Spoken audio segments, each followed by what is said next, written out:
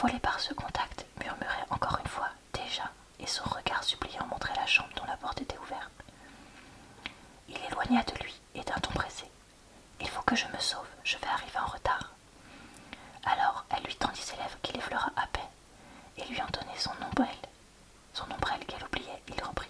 « Allons, allons, dépêchons-nous, il est plus de 3 heures. » Elle sortit devant lui, elle répétait « Demain 7 heures. » Il répondit « Demain 7 heures. » Ils se séparèrent, elle tourna à droite et lui à gauche. Du Roi remonta jusqu'au boulevard extérieur, puis il redescendit le boulevard Malherbe, qu'il se mit à suivre, à pas lents.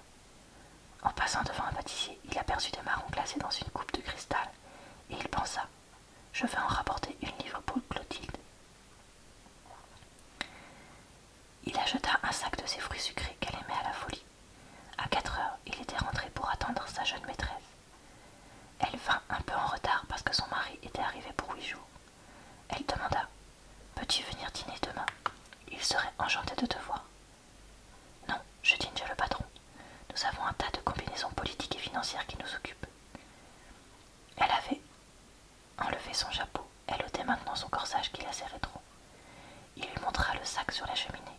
« Je t'ai apporté des marrons glacés. » Elle battit des mains. « Quelle chance, comme tu es mignon. » Elle les prit, en goûta un et déclara « Ils sont délicieux, je sens que j'en laisserai pas un seul. » Puis elle ajouta, en regardant Georges avec une gaieté sensuelle « Tu caresses donc tous mes vices. »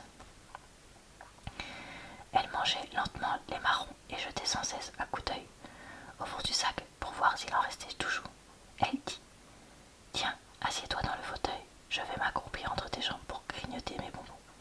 Je serai très bien. » Il sourit, s'assit et la prit entre ses cuisses ouvertes comme il tenait tout à l'heure Madame Walter. Elle levait la tête vers lui pour parler et disait la bouche pleine « Tu ne sais pas, mon chéri, j'ai rêvé de toi. J'ai rêvé que nous faisions un grand voyage tous les deux. Sur un chameau. Il avait 2 bosses. Nous étions à cheval, chacun sur une bosse, et nous traversions le désert. Nous avions emporté des sandwichs dans un papier et du vin dans une bouteille, et nous faisions la dînette sur nos bosses. Mais ça nous m'ennuyait parce que nous ne pouvions pas faire autre chose. Nous étions trop loin l'un de l'autre, et moi je voulais descendre. Il répondit « Moi aussi je veux descendre. » Il riait, s'amusant de l'histoire. Il la poussait à dire des bêtises, à bavarder, à raconter tous ses enfantillages, toutes ces niaiseries tendres que débitent les amoureux. Ces cabineries qu'il trouvait gentilles dans la bouche de Madame de Marais l'auraient exaspéré dans celle de Madame Walter. Clotilde l'appelait ainsi « Mon chéri, mon petit, mon chat ». Ces mots lui semblaient doux et caressants. Dit par l'autre tout à l'heure, il l'irritait et l'écœurait. Car les paroles d'amour, qui sont toujours les mêmes, prennent le goût des lèvres dont elles sortent. Mais il pensait, tout en s'égayant de ses folies, aux 70 000 francs qu'il allait gagner, et brusquement, il arrêta avec 2 petits coups de doigt sur la tête le verbillage de son ami. « Écoute, ma chatte, je vais te charger d'une commission pour ton mari. Dis-lui de ma part d'acheter demain pour 10 000 francs d'emprunt du Maroc qui est à 72. Je lui promets qu'il aura gagné de 60 à 80 000 francs avant 3 mois. Demande-lui le silence absolu. Dis-lui de ma part que l'expédition de Tanger est décidée et que l'État français va garantir la dette marocaine. Mais ne te coupe pas avec d'autres, c'est un secret d'État que je te confie là. » Elle l'écoutait, sérieuse, elle murmura « Je te remercie, je préviendrai mon mari dès ce soir. Tu peux compter sur lui, il ne parlera pas, c'est un homme très sûr, il n'y a aucun danger. »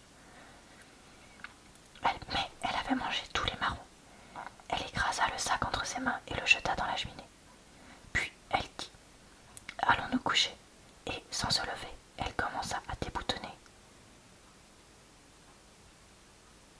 le gilet de Georges. Tout à coup, elle s'arrêta et, tirant entre 2 doigts un long cheveu pris dans une boutonnière, elle se mit à rire. « Tiens, tu as emporté un cheveu de Madeleine. En voilà un mari fidèle. » Puis, redevenue sérieuse, elle examina longuement sur sa main l'imperceptible fil qu'elle avait trouvé et murmura « Ce n'est pas de Madeleine, il est brun. Il sourit. Il vient probablement de la femme de chambre.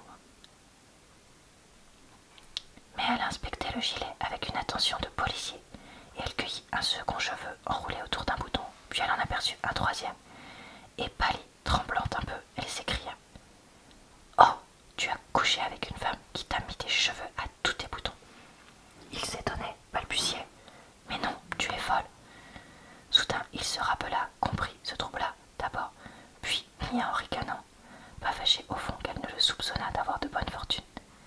Elle cherchait toujours et toujours, trouvait des cheveux qu'elle déroulait d'un mouvement rapide et jetait ensuite pour le taper, sur le tapis. Elle avait deviné, avec son instinct rusé de femme, et elle balbutiait, furieuse, rageant et prête à pleurer. Elle t'aime celle-là, et elle a voulu te faire emporter quelque chose d'elle. Oh que tu es traître! Mais elle poussa un cri strident de joie nerveuse. Oh, oh, c'est une vieille! Voilà un cheveu blanc. Ah, tu prends des vieilles femmes maintenant. Est-ce qu'elle te paye? Dis, est-ce qu'elle te paye? Ah, tu en es aux vieilles femmes. Alors tu n'as plus besoin de moi. Garde l'autre. Elle se leva, courut à son corsage, jeté sur une chaise, et elle le remit rapidement. Il voulait la retenir, honteux et balbutiant. Mais non, Claude, tu es stupide. Je ne sais pas ce que c'est. Écoute, reste. Voyons, reste. Elle répétait. Garde ta vieille femme, garde-la. Fais-toi faire une bague avec ses cheveux blancs. Tu en as assez pour ça. Avec des gestes brusques et prompts, elle était habillée, coiffée, voilée. Comme il voulait la saisir, elle lui lança à toute volée un soufflet par la figure. Pendant qu'il demeurait étourdi, elle ouvrit la porte et s'enfuit. Dès qu'il fut seul, une rage furieuse le saisit contre cette vieille rosse de mère Walter. Ah, il allait l'envoyer coucher celle-là, et durement. Il bassina avec de l'eau sa joue rouge, puis il sortit à son tour en méditant sur sa vengeance. Cette fois, il ne pardonnerait point. Ah, mais non! Il descendit jusqu'au boulevard et flânant s'arrêta devant la boutique d'un bijoutier pour regarder un chronomètre dont il avait envie depuis longtemps et qui valait 1800 francs. Il pensa tout à coup avec une secousse de joie au cœur. Si je gagne mes 70 000 francs, je pourrais me le payer. Et il se mit à rêver à toutes les choses qu'il ferait avec ses 70 000 francs. D'abord, il serait nommé député, puis il achèterait son chronomètre, et puis il jouerait à la bourse, et puis encore, et puis encore. Il ne voulait pas rentrer au journal, préférant causer avec Madeleine, avant de revoir Walter et d'écrire son article. Et il se mit en route pour revenir chez lui. Il atteignait la rue Drouot. Quand il s'arrêta net, il avait oublié de prendre des nouvelles du comte de Vaudrec qui demeurait chaussée d'Antin.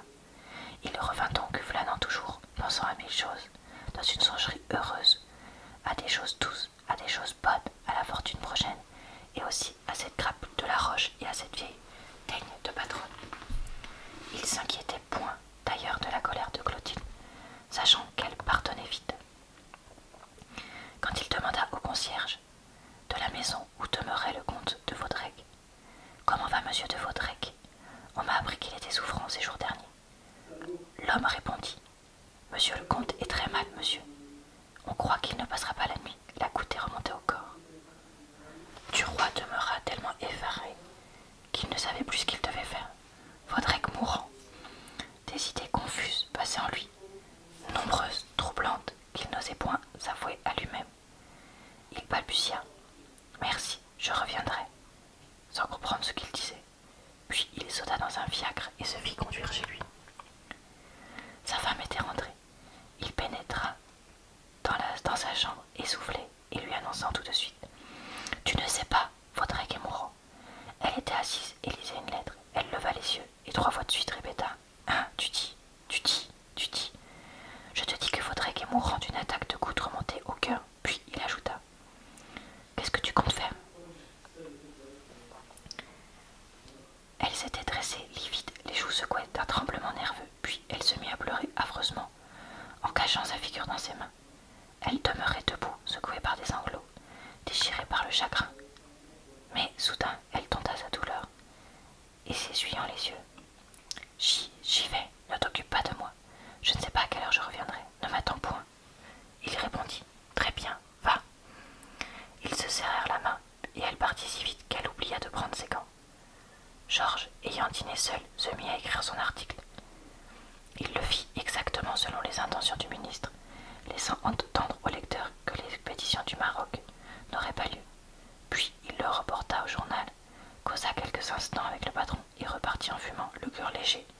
sans qu'il comprît pourquoi.